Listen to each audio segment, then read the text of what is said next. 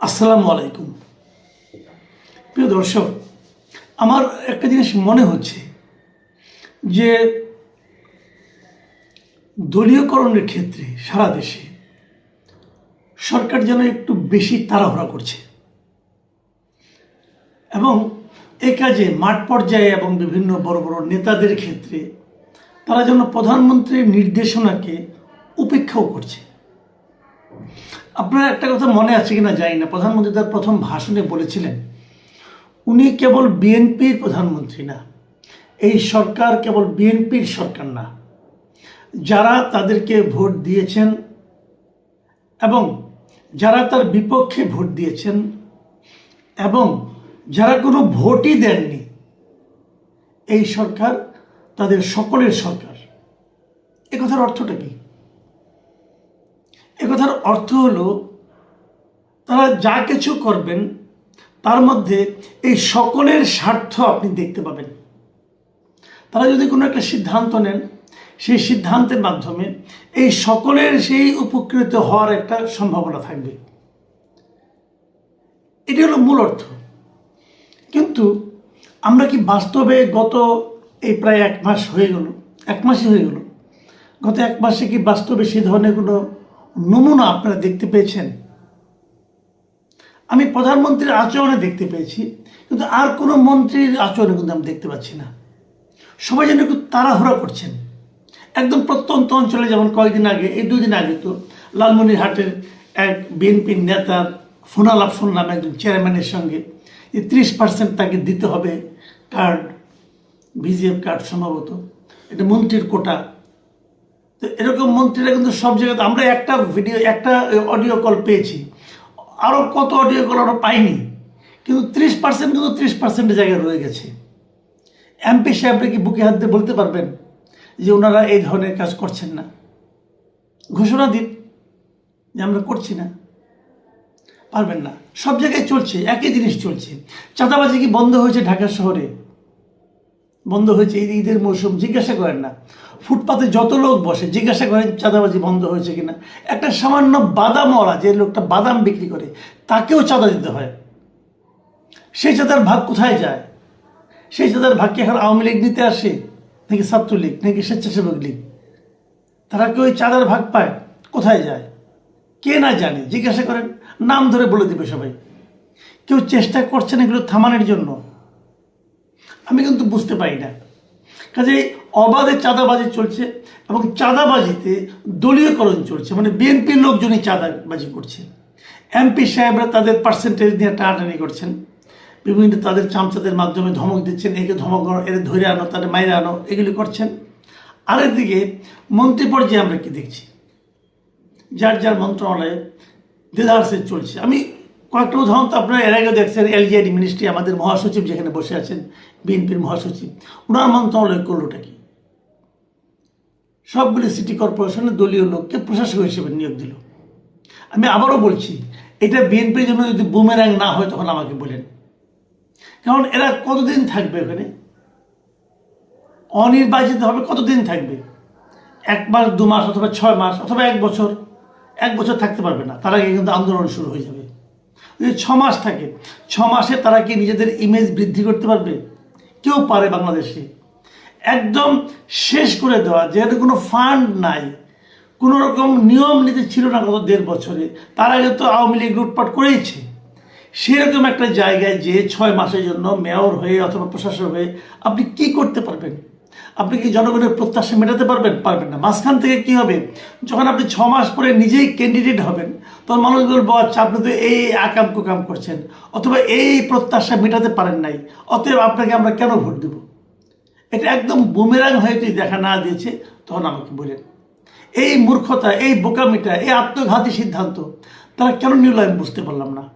তারপরেই দেখলাম 42টা জেলা পরিষদেও ওনারা নিজেদের মতো করে প্রশাসক নিয়োগ করলেন। এরা কারা? এরা ওখানকার বিএনপি নেতা, কেউ সাধারণ সম্পাদক, কেউ অমুক, কেউ তমুক জেলা কমিটির, কেউ ইলেকশনে ফেল করেছেন, ফেল করে এসে এখানে প্রশাসক হয়ে গেছেন। মানে লজ্জাও করেন এদেরকে।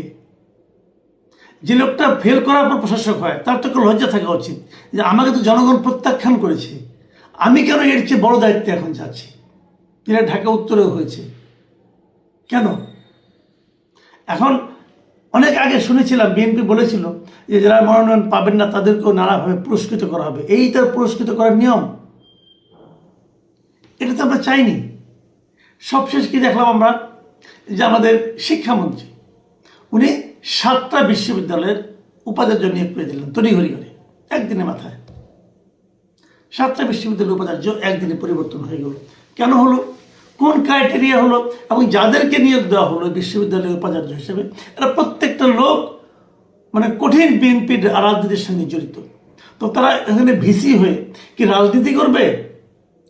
শিক্ষামন্ত্রীকে তেল দেবে, নাকি তারা বিশ্ববিদ্যালয়ের প্রশাসনটাকে চালাবে, বিশ্ববিদ্যালয়ের একাডেমিক সিস্টেমটাকে করবে, আরো সচল করবে? কোনটা করবে?